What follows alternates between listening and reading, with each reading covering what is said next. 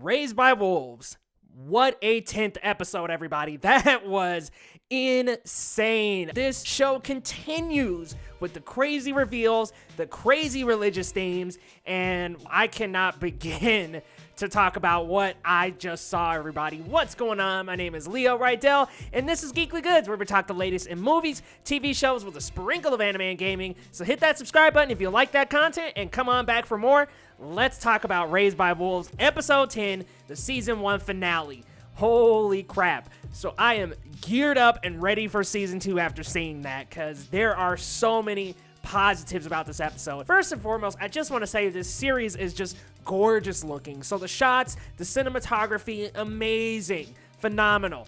Now, what I did like a lot about this episode is that Paul's character starts to act on his own. He's not following his mother this time. He's not following his father's influence. He's going based off of his influence, and spoiler alert, in this episode, we learn that he can actually hear soul, or that's what he believes. So through hearing soul, he starts to discover certain things. I'm not going to spoil that part, but let's just say that's going to expose some characters, if you know where I'm going. Now, I think that this very much feels like, someone hearing a godly voice. It's very much referencing religion by saying this kid can hear the religious figure in his head. He can hear God in his head. So it's giving him these messages, and it leads him on a path where I'm worried for that character in the future, I must say.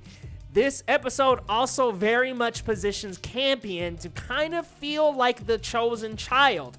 Don't want to spoil, but I think he is the chosen one after watching this episode. I said mother's baby might be it, but I don't think that's quite the case after this episode. This is very much a story, or feels like a story of Adam and Eve. I mean, they're starting a new village, and they're starting over the human race, essentially. So they are like the Adam and Eve, and you get another religious message in this episode that just very much ties into the Bible, and all I'm gonna say is serpent. That's it. No more spoils. There is a serpent in this episode, and the way it happens and what happens is incredibly insane. The visual effects in this show continue to be impressive, whether it's the ships, it's the characters, it's the design of different creatures and things like that. There's a serpent in this episode.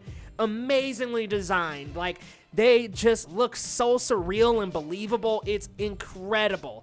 And mother and father have a moment in this episode that really exposes that even though they're cyborgs, they easily have human feelings. And once father finds out she's pregnant and how it happens, he's upset about it. And these are supposed to be androids that lack feelings, but what's so surreal and so amazing about the show is that they introduce those feelings to these characters slowly throughout the series, and they become attached to their kids. Father is a humorous guy. He's always trying to crack the dad jokes. Mother is very caring and nurturing. And what it really illustrates is that you don't even have to be a human in this case to really feel human emotions. And mother and father, even though they're cyborgs, they're just as human as those kids and as the kids that they're raising. Marcus,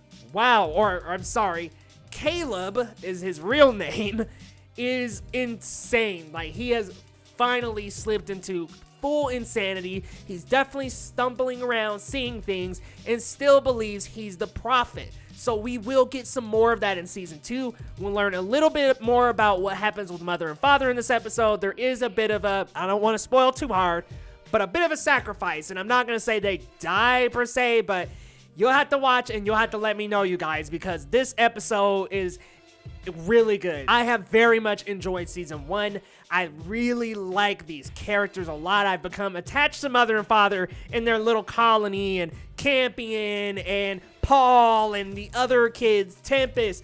I'm very attached to these characters, and I am very excited to see how they develop and how they grow on this planet, because there is a small detail about the planet revealed from father in this episode. So I am so curious to see what happens. And actually, they reference it in the earlier episode because the other kids died.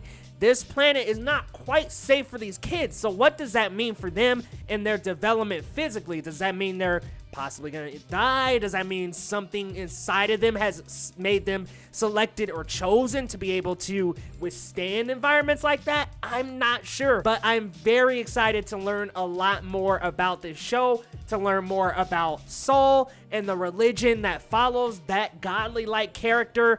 I really want to know more about that. I want to know more about Mother and how she had a child in the first place. I want to learn more about Mother and Father and their background as cyborgs. I want to know more. Like, I know there's so many more layers. It's like episode to episode, it reveals another part of the story. And even though this series is very dialogue heavy, it's through that dialogue that drives it home and really makes this series incredibly worthwhile. There's a great script. The acting is phenomenal. The CGI is out of this world. I mean, definitely feels like a Ridley Scott movie for sure. And everything just lines up so well. The score is incredible. It matches the aesthetic so well. I am so excited to check out season 2. You guys let me know what your predictions are down in the comments and what you thought about the season finale, because wow, I'm still floored after watching that, guys. Let me know your thoughts down in the comments, and of course, if you like the latest on movies, TV shows with a sprinkle of anime and gaming, hit that subscribe button, come back to the channel, and we will see you next time on Geekly Goods.